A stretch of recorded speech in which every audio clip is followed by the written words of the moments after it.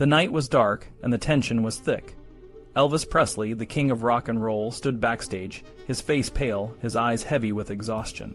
The roar of the crowd in Baltimore's Civic Center seemed to echo the chaos brewing inside him. His body ached, his voice wavered, and the weight of the world felt heavier than ever. He was supposed to be the star, the one who could light up a room with just a smile. But tonight, he was a shadow of the man who once made hearts race and crowds scream. The pain in his body was relentless, like a constant reminder that he was no longer invincible. His eyes hurt from the bright stage lights, and every step felt like a struggle. His muscles screamed in protest, especially the hamstring he had pulled a few days ago. But the show must go on, right? As he took the stage, the cheers were deafening, but they didn't lift his spirits. He knew what was coming. The critics had been brutal, especially the one in Detroit who wrote a scathing review that stunk up the place worse than anything he could do on the toilet. Elvis's manager, the Colonel, tried to spin it, but the truth was out there. The king was not like he used to be. The early part of the performance was rough. His voice was weak, and he mumbled the lyrics, dropping them more often than hitting the right notes. He even dropped his microphone, and one of his aides had to hold it for him. The audience watched, puzzled and concerned. Elvis introduced one of his favorite singers, Cheryl Nielsen, and asked him to sing Danny Boy. As the song filled the auditorium, Elvis slipped off the stage, leaning on his friends for support. Dr. Nick was right behind him, his medical bag in hand. In the dressing room, Elvis collapsed onto a chair, his face buried in his hands. The bodyguard stood guard, keeping everyone out. The publicist, Larry Collins, rushed backstage, his mind racing with worst-case scenarios. The Colonel was in a panic, worried about the $200,000 box office. But Elvis was more worried about something else. He was in agony, his insides twisting in pain. He had to go to the bathroom, and it wasn't just a quick trip.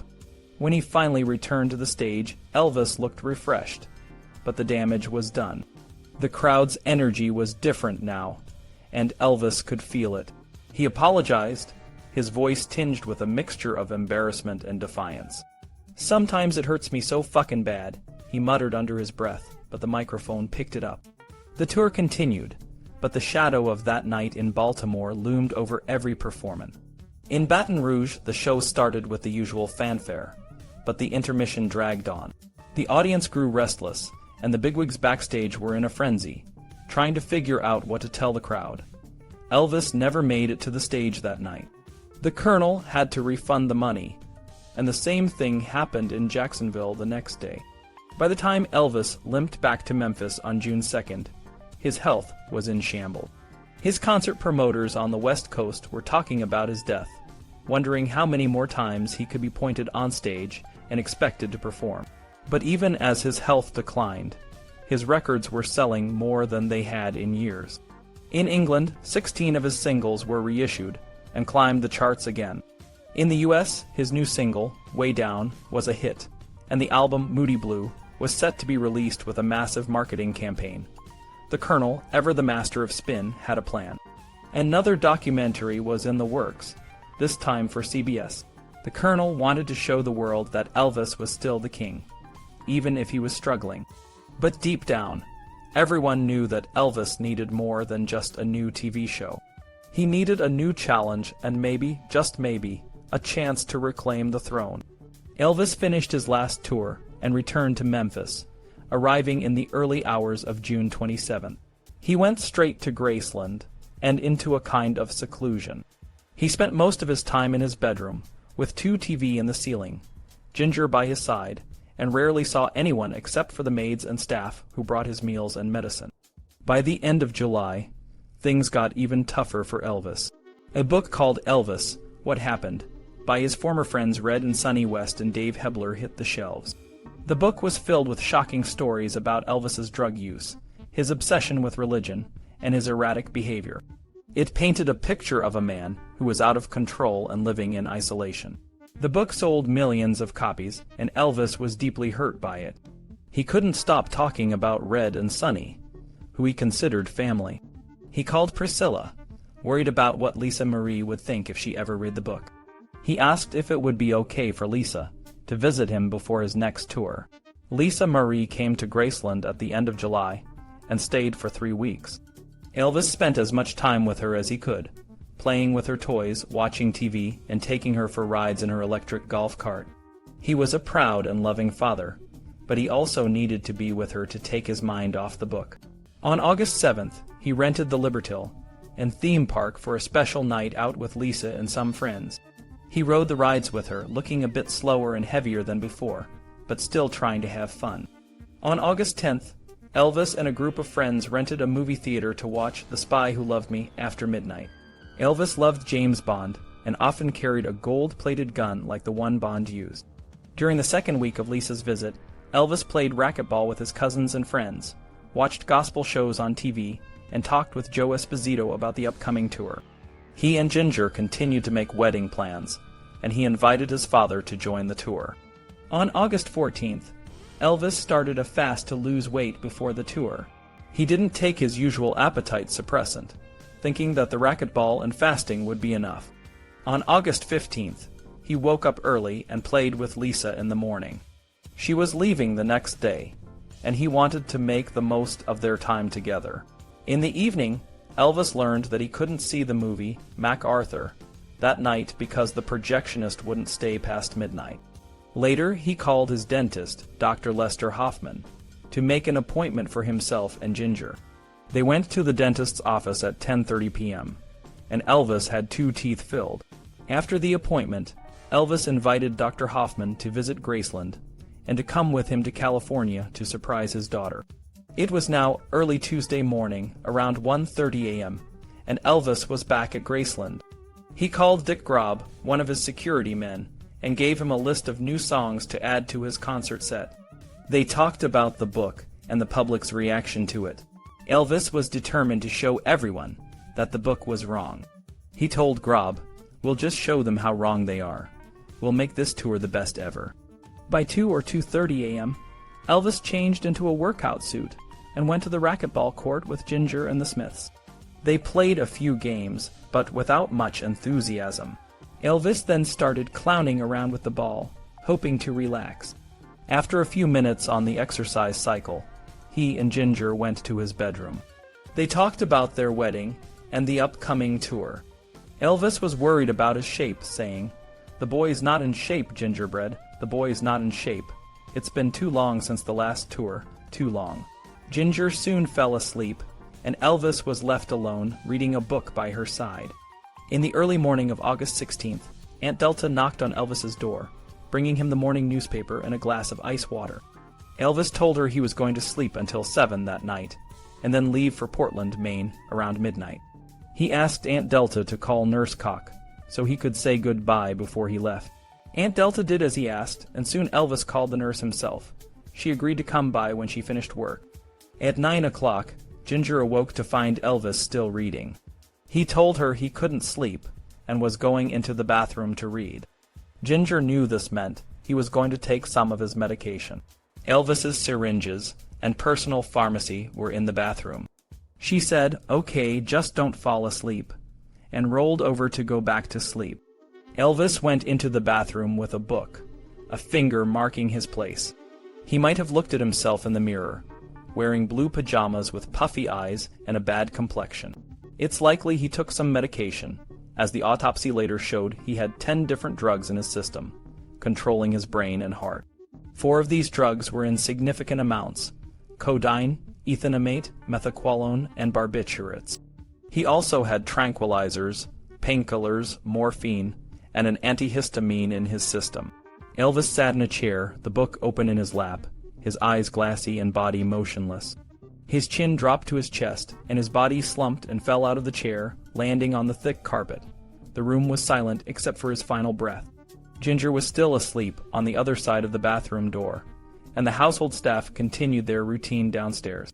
Meanwhile, Colonel Parker was in Portland, Maine, preparing for the upcoming tour. The tour was a sellout, and everything was set for Elvis's arrival. Ginger awoke between 1 and 2 in the afternoon. She noticed the bed was empty and called out, "Elvis, Elvis, darlin'." When there was no answer, she entered the bathroom and found Elvis on the floor, his face in a puddle of vomit. Ginger ran to the phone and Al Strutta answered. He and Joe Esposito rushed upstairs and found Elvis. The flesh was stiff and cold, and Elvis wasn't breathing. Strada called Dr. Perry Holmes, while Joe tried to resuscitate Elvis. Vernon arrived, and they pried open Elvis's mouth, where he had bitten down on his tongue. Vernon was on his knees pleading, "Elvis, speak to me. Oh God, he's gone." Lisa Marie came in, asking, "What's wrong with my daddy?" Ginger pushed her away and closed the door, but Lisa Marie ran to the other door and saw Elvis on the floor. Sam Thompson, a bodyguard, arrived to take Lisa Marie to Los Angeles. On the way, he passed David Stanley, one of Elvis's stepbrothers, who hollered something as he passed. Sam met Lisa Marie at the front door, and she cried, "Sam, my daddy's dead." Joe continued mouth-to-mouth resuscitation, and Dr. Nick was on the way. Vernon was in the bedroom with Ginger, who was sobbing. Someone took all the syringes and pills out of the bathroom, and Graceland was in panic. Ginger, Vernon, and Aunt Delter retreated to Grandma Minnie-Me's room to pray as Dr. Nick and Joe took Elvis to the ambulance. At Baptist Hospital, a call went out for the Harvey team, the hospital's resuscitation experts. Elvis was in the emergency room, and Morris Elliott, the vice president of press relations, received a call from the nursing supervisor. Morris went to the emergency department and saw Elvis on the table, his head over the edge. Morris knew Elvis was dead. The team worked for about 30 minutes, but Dr. Nick came in and said, "It's over, he's gone." Everyone started crying. Joe called the colonel in Maine and the tour organizers in California. He then went to meet the press but couldn't speak. Morris took over, saying Elvis was in severe respiratory distress. Within minutes, the news spread that Elvis Presley was dead. Several band members and backup singers were on their way to Maine when they received a message to return. In Pueblo, Colorado, Marty Harrell called the Presley office and learned Elvis had died. The band and backup singers were in shock. James Burton tried to lighten the mood, saying, "Well, I guess I'll have to call and see if John Denver needs a guitar player." But no one laughed.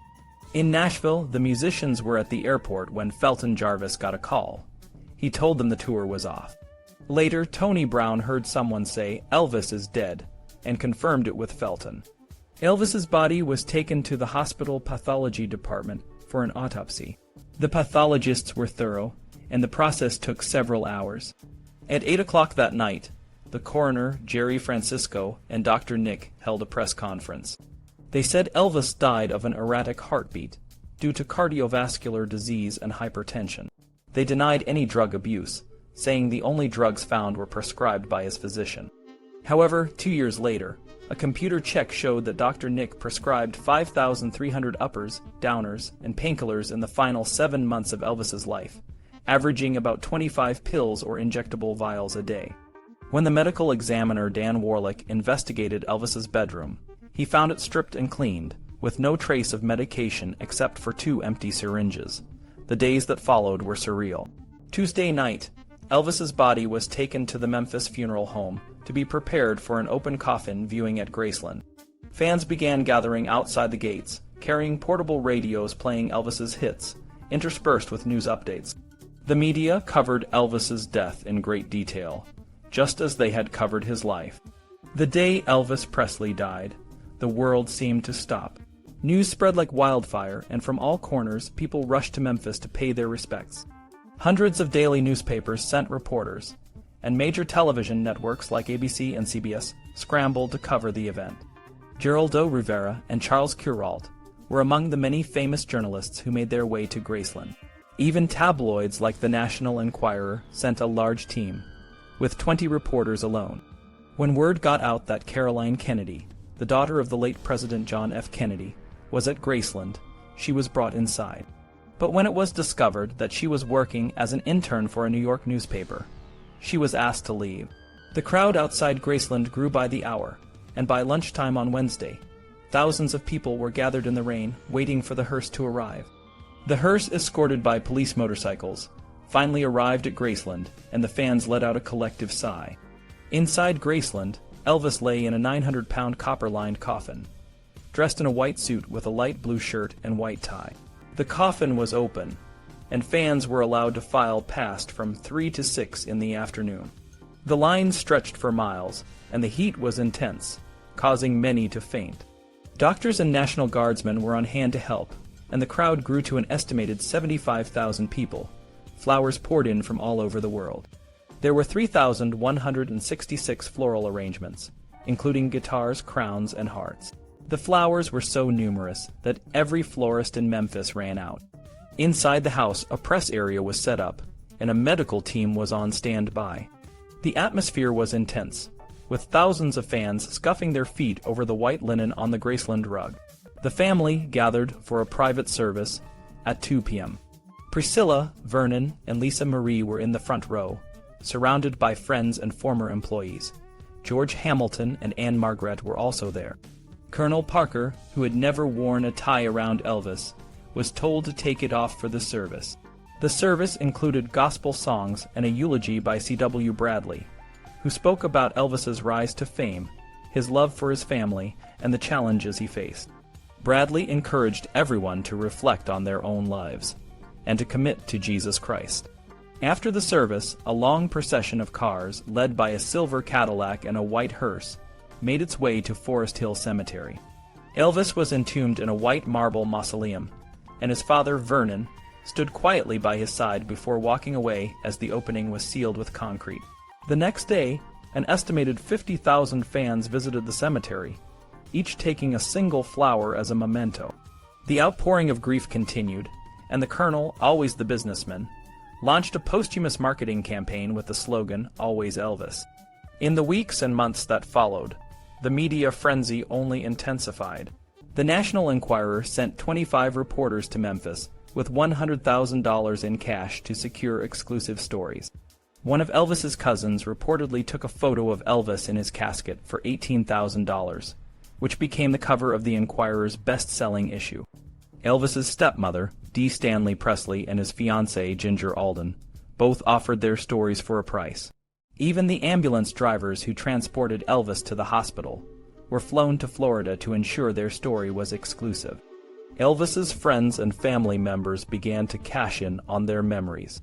George Klein, a close friend, sold his stories to a movie company and planned a book. Uncle Vester Presley, who had guarded the gate at Graceland, self-published a book and sold it to fans. Ed Parker, Elvis's karate instructor, wrote a book denying any drug use. Dee Presley, Vernon's ex-wife, wrote a tell-all book with her sons. Lamar Fike, a longtime bodyguard, wrote a sensational book with Albert Goldman, suggesting that Elvis had committed suicide. Charlie Hodge, another friend, sold his stories and began working with an Elvis impersonator, selling pictures and posing with fans. The business of Elvis memorabilia took off. A man named Buddy Montesi bought Elvis's old ranch in Mississippi and began selling pieces of the fence. Others, like Paul Lichter, an Elvis collector, wrote books and produced calendars, doubling the size of his record club to 200,000 members. Steve Goldstein, a record retailer, raised the price of albums and used television ads to sell millions of records. He even bought a Cadillac Elvis had given to a girl and charged fans to take pictures with it. The first 2 years after Elvis's death saw a flood of books, movies, and memorabilia. Everyone who had been close to Elvis saw an opportunity to profit from their memories. The king was gone, but his legacy lived on, and the world of Elvis memorabilia and tributes became a booming industry. Elvis Presley, the king of rock and roll, left an indelible mark on the world, even after his tragic death on August 16, 1977. In the years following, his presence was felt everywhere, especially in Memphis, where he had lived and died. The city, and especially the area around Graceland, his home, became a mecca for fans and entrepreneurs alike. Just 2 years after Elvis's death, a shopping center sprang up directly across the street from Graceland. This place was a treasure trove for Elvis fans, offering over 70 different Elvis-related products. You could find ashtrays, coasters with the Sun record label design, guitar-shaped hairbrushes, and even dirt from Graceland sold in tiny glass vials. One shop even gave away a replica of Elvis's driver's license with every purchase, and another let visitors play their favorite Elvis songs on a jukebox in the foyer. Gas stations and restaurants nearby also got in on the action, selling Elvis t-shirts and other memorabilia. For those who wanted a more comprehensive experience, Gray Line Tours offered the Elvis Memorial Tour. For $7.50 for adults and $5 for children, you could visit places like the Sun Recording Studio, the pawn shop where Elvis bought his early clothes, his old high school, and the Crown Electric Company where he once worked as a truck driver. The tour was a way for fans to connect with Elvis's life and legacy. But the story of Elvis didn't stop there. The media and gossipy books started revealing more about his life, sometimes in less flattering ways. David Stanley, Elvis's stepbrother, talked about carrying an attaché case full of pills and money on tour. State health officials revealed that on the day before his death, Elvis received a staggering amount of prescription drugs, including painkillers and stimulants. This information sparked controversy and debate, but it didn't diminish the public's fascination with Elvis. Despite the negative press, statues of Elvis began to appear in Memphis, Las Vegas, and his birthplace in Tupelo, Mississippi. A chapel was built near his birthplace, and in Nashville, a memorial exhibit opened, featuring a massive cyclorama. John Back, a professor at the University of Memphis, started hosting seminars to promote the idea that Elvis was a worthy subject for academic study. The Colonel, Elvis's longtime manager, was quick to act. He knew that if they didn't get authorized products on the market fast, bootleggers would take over. With Vernon Presley's approval, the Colonel flew to New York to meet with Harry the Bear Jaisler, a businessman known for his aggressive tactics. Jaisler was chosen to head the posthumous marketing of Elvis, and he wasted no time in getting to work. The Colonel's office became a command center, with orders flying out to RCA and other companies, and the Colonel demanded the return of all rehearsal tapes to prevent bootlegging. Meanwhile, the legal battles over Elvis's estate were just beginning. When Elvis died, his will named his father, Vernon, as the executor and trustee. The beneficiaries were his grandmother, Minnie Mee Presley, his father, and his daughter, Lisa Marie. However, the estate was in a precarious financial situation. A report by an attorney in 1980 revealed that the estate was worth less than $500,000 and was heading towards bankruptcy. The report accused the Colonel of making poor business decisions and acting in his own financial interests. The new executors, including Priscilla Presley, Elvis's ex-wife, and the National Bank of Commerce, tried to find a solution. They considered selling Graceland, but were hesitant to do so. Priscilla, who wanted to create a legacy for Lisa, met Jack Soden, a financial planner, who suggested opening Graceland to the public. This idea was met with skepticism, but Soden believed in Elvis's long-term appeal. Soden visited other historic sites, like the White House and Mount Vernon, to learn how to manage such a place. He decided to restrict the public to the first floor of Graceland, which included the music room, dining room, TV room, and the famous Jungle Room. On June 7, 1982, Graceland opened its doors to 3,024 fans, each paying $5 for a tour. Soden's work didn't stop there. He aimed to improve the area around Graceland, including the mall across the street, which he saw as an eyesore.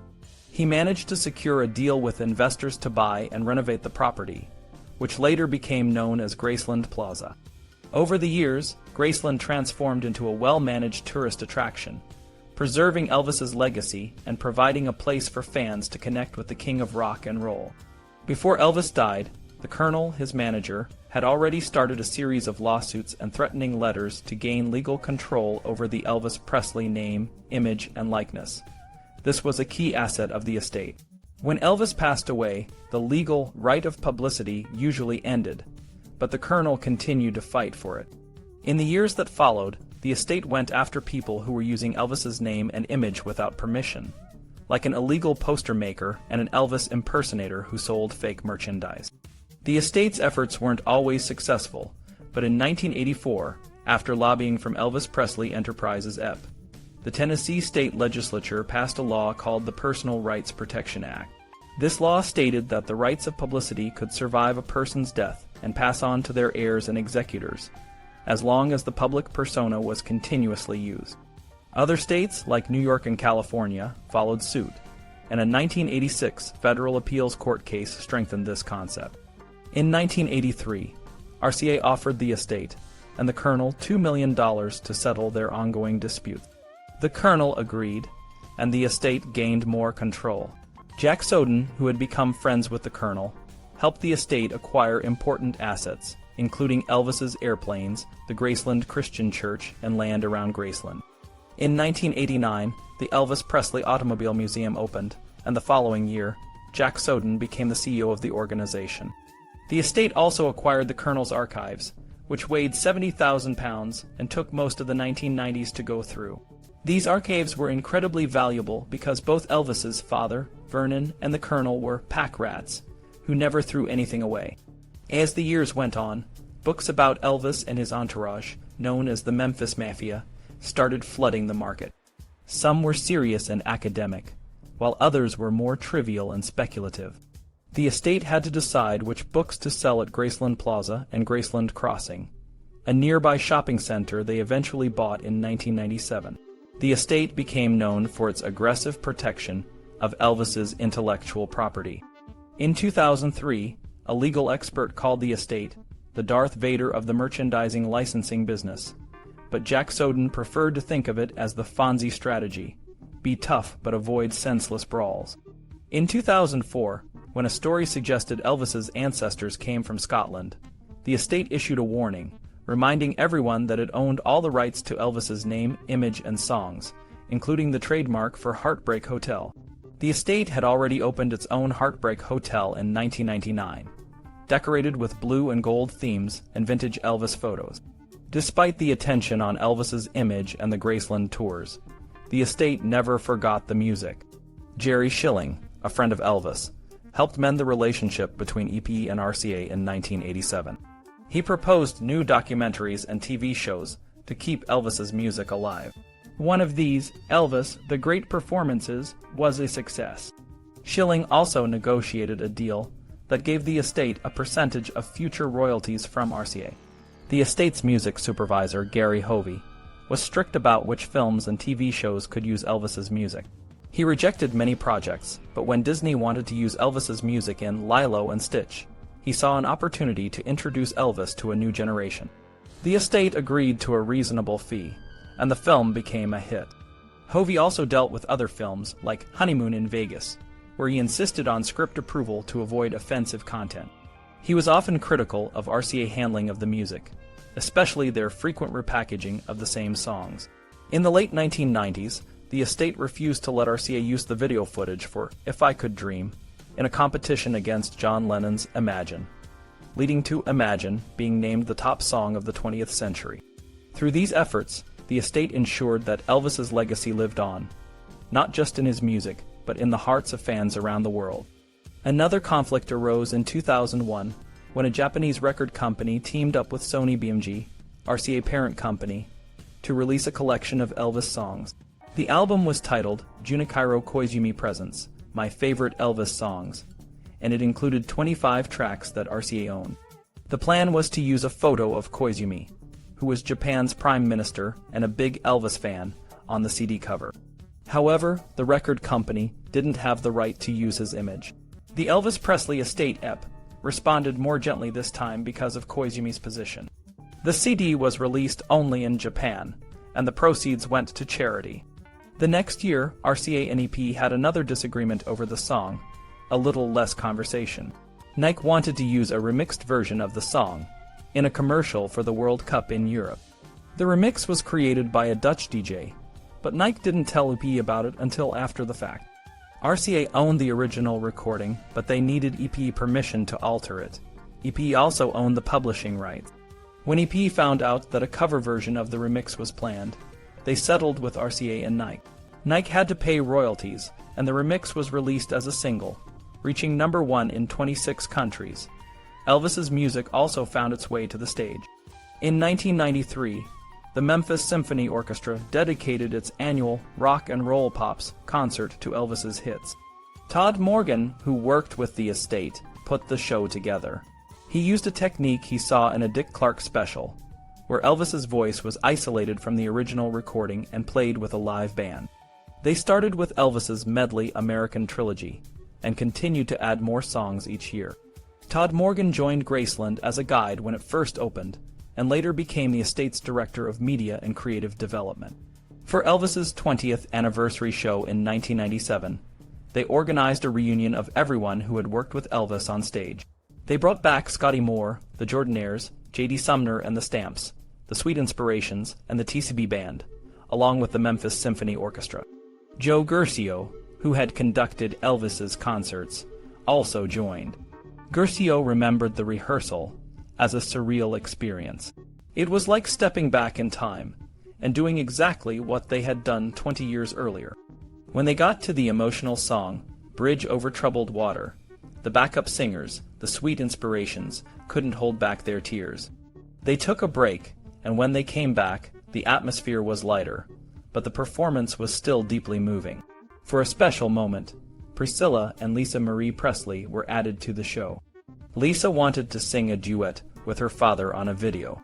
She chose the song Don't Cry, Daddy, and they kept it a secret until the last minute. When the audience saw Lisa singing with her father on the screen, it was a powerful and emotional moment. Radio City Music Hall in New York was looking for a show, and they decided to bring the Memphis concert to the stage. The show, called Elvis Presley in Concert, used a large screen in the center to project footage of Elvis from his TV specials and concerts. Two smaller screens on the sides showed the live action of Elvis's original band and singers, along with a 16-piece orchestra. The show toured the United States and internationally, giving Elvis his first international tours. It even played to sold-out crowds in London's Wembley Arena, and was recognized by Guinness World Records as the first live tour, headlined by a deceased performer. In 2005, a Broadway musical called All Shook Up premiered.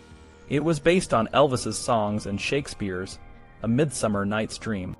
The musical used a magical jukebox to inspire a love for music in a 1950s town, and it was one of many jukebox musicals that used popular music from the past. While the estate controlled the use of Elvis's music, they couldn't control everything.